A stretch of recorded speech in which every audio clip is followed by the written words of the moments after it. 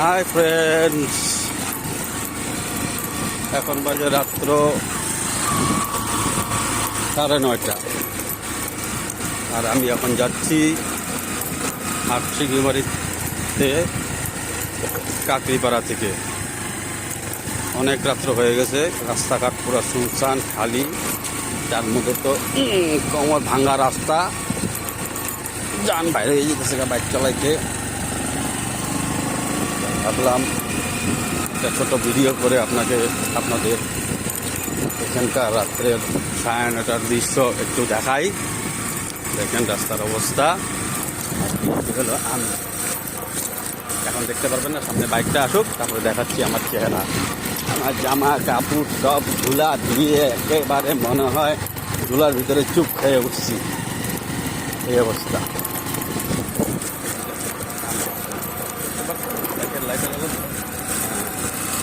তো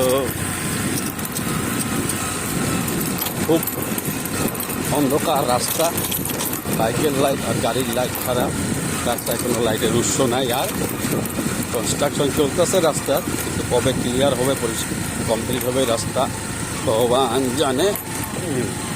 কতদিন পর্যন্ত কোমর ভাঙ্গাই যাইতে লাগবে, কোমর ভাঙ্গাই যাইতে লাগবে। মানুষে বল না, জল পার হয়ে যায়, জল পার হয়ে আসি। এই রাস্তা দিয়ে গেলে পরে কোমর ভাঙ্গা যাইতে লাগবে, কোমর ভাঙ্গা আসতে লাগবে। তারপরে বাইক নিয়ে আসলে পরে আপনার বাইকের আয়ু, এই রাস্তায় চললে পরে একবার আপ ডাউন করলে পরে বাইকের আয়ু 1 মাস কমে যায়। এটা আমার বজরঙ্গি আমার সাথে আছে কন্টিনিউ। আজকে 10 বছরের কাছাকাছি হলো, 7-8 বছর হলো বজরঙ্গি আমাদের ফুল সাপোর্ট করে চলছে। এই অন্ধকার শুনশান ভাঙ্গা জল সব রাস্তার মধ্যে, ঝড় বৃষ্টি সব কিছুর মধ্যে বজরঙ্গি আমার সাথে 100% সাপোর্টে দাঁড়িয়ে থাকে। বজরঙ্গি আমার কোনো সময় কোথাও ধোকা দেয়নি।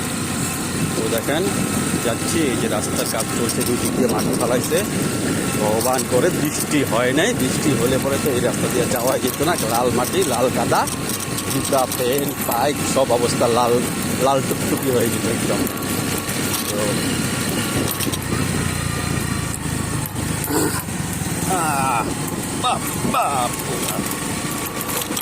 মারছে রে ভাই।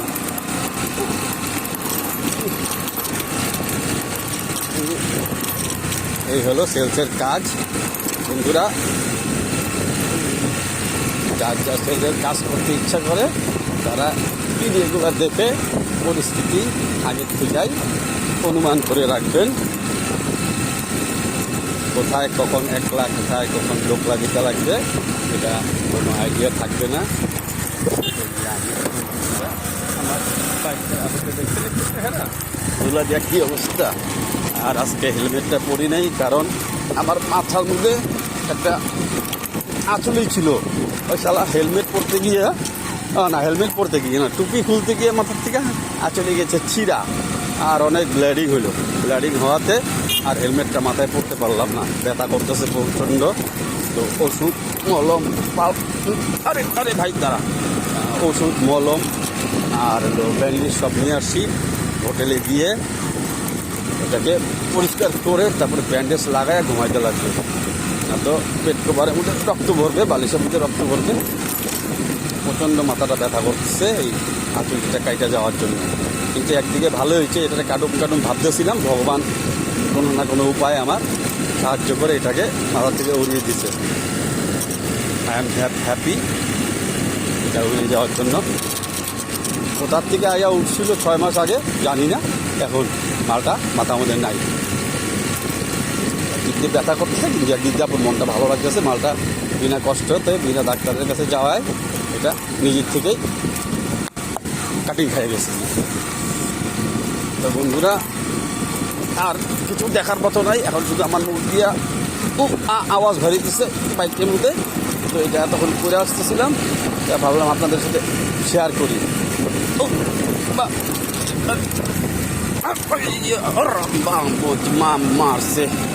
বাম্বু মারছে আমার বজরঙ্গির আয়ু।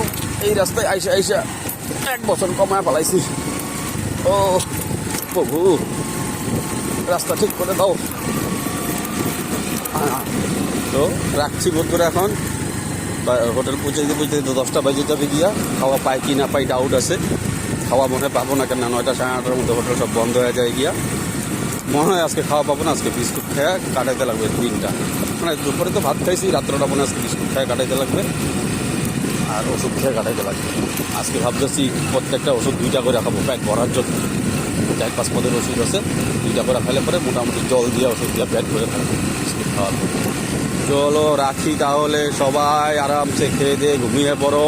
আমি বাড়ি গিয়ে স্নান করবো, বাড়ি বলে হোটেলে গিয়ে স্নান করে ফ্রেশ হবো। একটু মালিশ করতে লাগবে আমার কোটিটা, না তো কোটির ব্যথায় ঘুমাইতে পারবো না রাত্রে, এই অবস্থা। বাইকও ভালো, হেভি সাসপেনশনওয়ালা বাইক নিয়ে আসি নাই, আমার বয়ফ্রেন্ড সব সাসপেনশনে চলতেছি। এদের বাইক কিনতেছিলাম, তেল চলতেছি, তেল শেষ হয়ে গেছে। খুব দুঃখের ব্যাপার, এত রাত্রেবেলা কেউটা তেল পাইছে কেউ জানি। তেল ভরতে আছে না তো দাঁড়ায় আমার একটু আমি তেল দিয়ে দিতাম, দেখলাম তেল ভরতেছে। আর কিছু বললাম না, রাস্তার মধ্যে চলতে ফিরতে মানুষকে সাহায্য করতে হয়, হেল্প করতে হয়। তো রাখছি বন্ধুরা, সবাই সবাইকে হেল্প করো আর ভালো থাকো, সুস্থ থাকো। ভগবান যেন সবাইকে মঙ্গলে রাখে। Bye bye. 6 মিনিটের ভিডিও হয়ে গেছে গা ভাই, তোরা দেখিস এত মানে লম্বা ভিডিও হয়ে গেছে গা। তোরা তো অল্প একটু দেখা যাস গা, লাইকও করস না, শেয়ারও করস না। কত কষ্ট হয় একটা ভিডিও বানাইতে রে ভাই। হ্যাঁ, এক হাত দিয়ে বাইক চালাইতেছি, এক হাত দিয়ে ভিডিও বানাইতেছি, একটু দেখিস একটু ভাই রে। আর আমার ইউটিউব চ্যানেলটা একটু সাবস্ক্রাইব করে দিচ্ছে ভাই তোরা। আর এখন তুই ইউটিউব চ্যানেলটার মধ্যে তাও সাবস্ক্রাইবারই বাড়ছে না।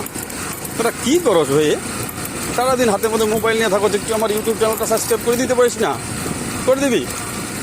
রিকোয়েস্ট রইল তোদের কাছে, বড় জলায় রিকোয়েস্ট রইল। Bye bye. রাগ করিস না কিন্তু কেউ আবার ভাই। রাখি, হ্যাঁ।